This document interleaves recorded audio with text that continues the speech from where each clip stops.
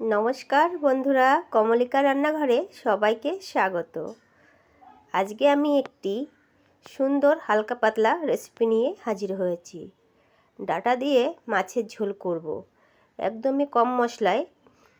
আর এখানে আমি কিছুটা ডাঁটা নিয়ে নিয়েছি, আর দুটো আলু নিয়ে নিয়েছি লম্বা লম্বা করে কেটে।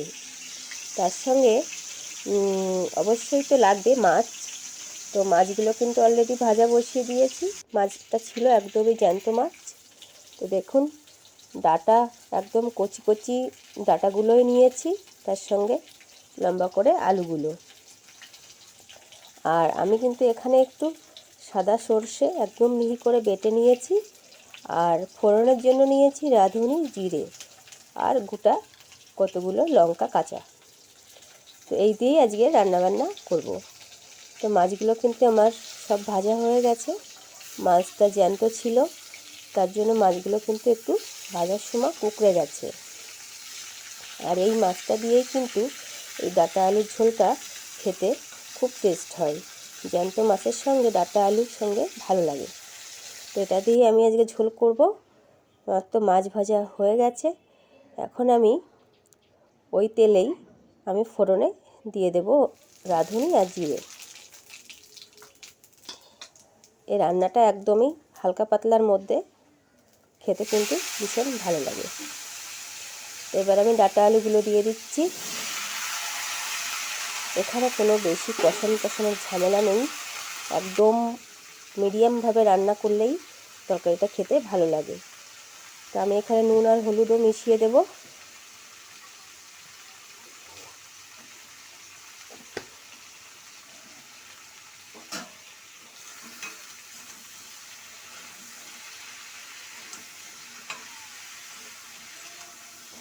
নুন হলুদ দিয়ে দিয়েছি, এবার একটু নাড়াচাড়া করে নিচ্ছি।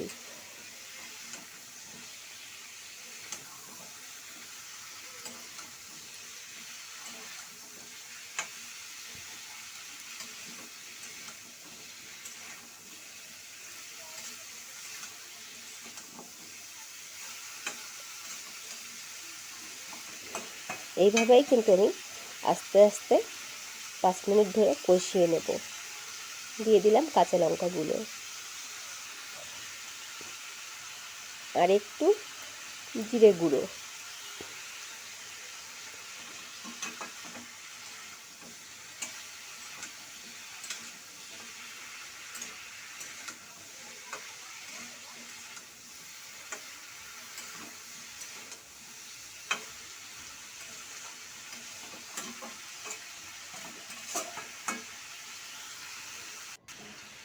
কষে নিয়েছি বেশ কিছুক্ষণ আমি।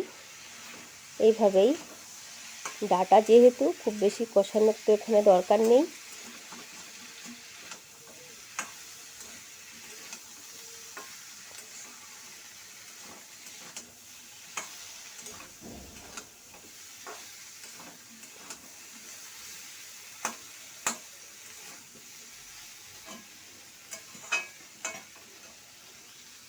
হয়ে গেছে আমার কষানো। এবার কিন্তু আমি এখানে মিশিয়ে দিচ্ছি জল।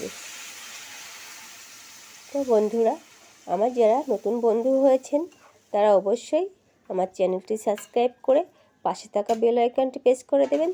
তাতে করে যখনই আমি নতুন কোনো ভিডিও আপলোড দেব, সবার আগে আপনার কাছে পৌঁছে যাবে।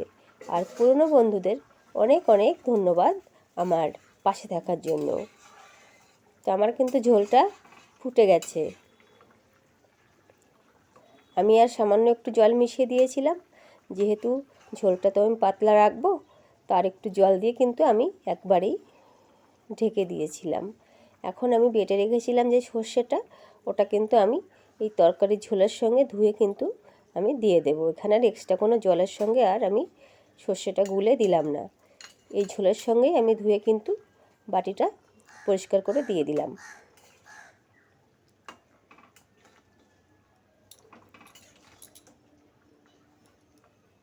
সর্ষেটা এখানে দেওয়া তার কারণ হচ্ছে, এখানে দিলে এই মাছের ঝোলটাই বেশি ভালো লাগবে।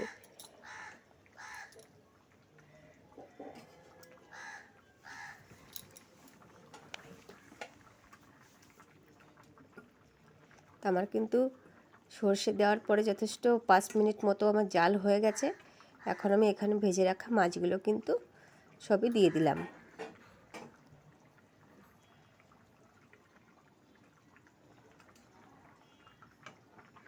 মাছগুলো একদম লাল লাল করে ভেজে রেখেছিলাম। এখানে আর বেশি ফুটানোর দরকার নেই, জাস্ট একটু ফুটে উঠলেই কিন্তু আমি গ্যাসটা বন্ধ করে রান্না কমপ্লিট হয়ে যাবে।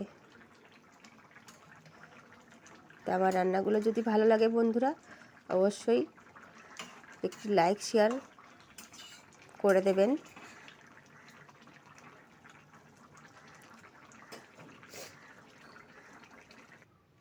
তো আমার রান্নাবান্না কমপ্লিট হয়ে গেছে, তরকারি নেমে গেছে।